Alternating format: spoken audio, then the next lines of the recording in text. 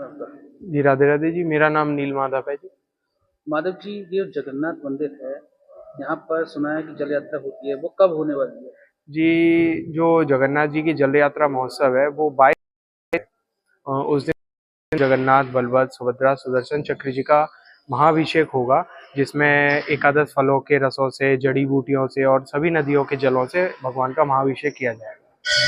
अभिषेक के बाद और क्या-क्या कार्यक्रम होंगे? जी, अभिषेक के बाद में भगवान का गणेश रूप धारण होगा। उसके बाद में भगवान विश्राम गृह के लिए चले जाएंगे और भक्तों को दर्शन नहीं देंगे। भगवान की ये प्रथा है कि अधिक स्नान के कारण भगवान अस्वस्थ हो जाते हैं, इसलिए वो भक्तों को दर्शन नहीं देते। ये स्कंद महापुराण में इसकी कथा वर्णन है और उसी विधि विधान से भगवान का पूजा सेवा चलती है। इस बीच जब भगवान के दर्शन नहीं होते, भगवान की पूजा पाठ उसी विधान से चलती है, पर भगवान के दर्शन भक्तों को नहीं होते। क्या कारण है इसका?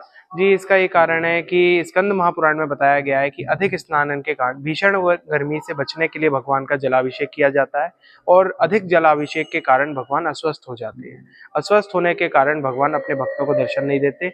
उस बीच भगवान के जो दर्शन है, भगवान श्री जगन्नाथ के दर्शन सिर्फ जो पुजारी हैं वो अंगराग सेवा करते हैं, इस बीच उन्हीं को होते हैं।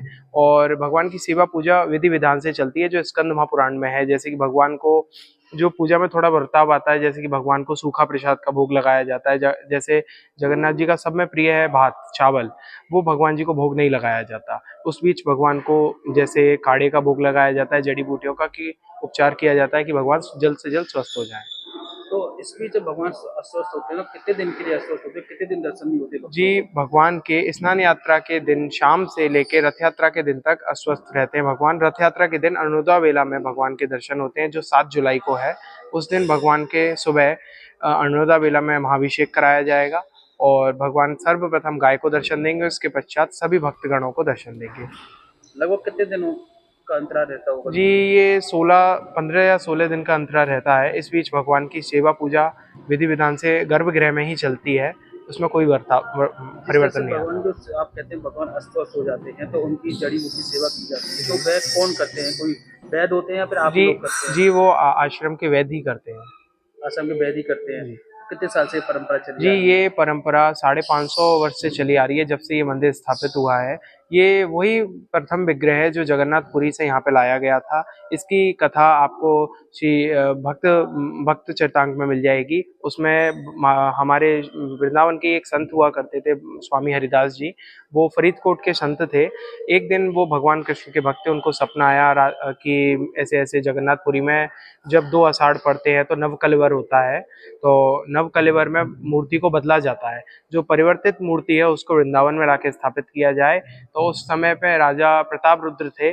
उस समय वे हरिदास जी भक्तगणों के साथ में वहां गए, जगन्नाथपुरी से वह विग्रह लाके श्री धाम वृंदावन में स्थापित किया। यानी ये वही विग्रह है जो जगन्नाथपुरी जी, में ये स्थापित है। वही प्रथम विग्रह है जो प्रथम बार नवकलवर हुआ था जगन्नाथपुरी में। ये वही प्रथम विग्रह वृंदावन में स्थापित है। मैंने ज़्यादातर देखा कि ब्रज में राधा कृष्ण के दर्शन देखने को मिलते हैं, लेकिन जगन्नाथ जी के दर्शन बहुत ही कम देखने को मिलते जी, हैं। कोई खास वजह? जी, इसकी वजह ये है क्योंकि ये वही प्रथम विग्रह है जिसमें चैतन्य महाप्रभु समाये थे। क्योंकि वृंदावन में भगवान श्री कृष्ण कृष्ण का ज़्यादातर आपने लिया नाम, और जो जगन्नाथ जी हैं वो ही स्वयं कृष्ण हैं।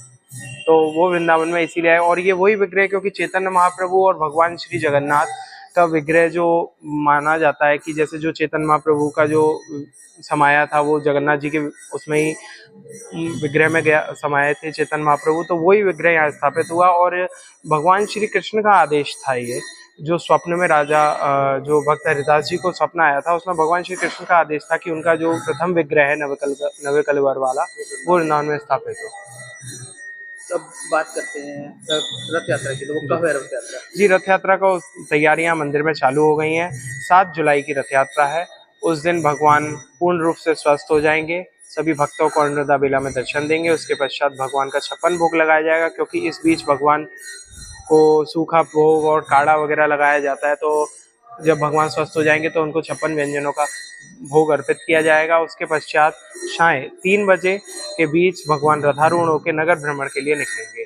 तो ये बताइए, भगवान के रथ अलग अलग हैं? जगन्नाथ जी के, बलदाव जी, जी बिल्कुल। के, एक ही है?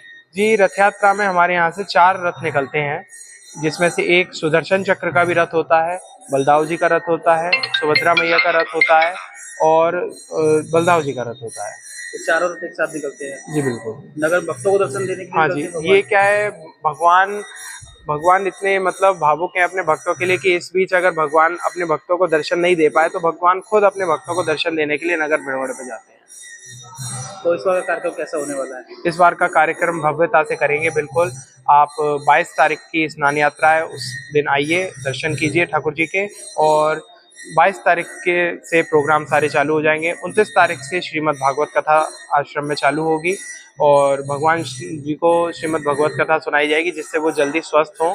और 6 तारीख को भगवान का नवयुगन उत्सव मनाया जाएगा जिस दिन भगवान स्वस्थ हो जाएंगे और 7 तारीख को उनके दर्शन होंगे।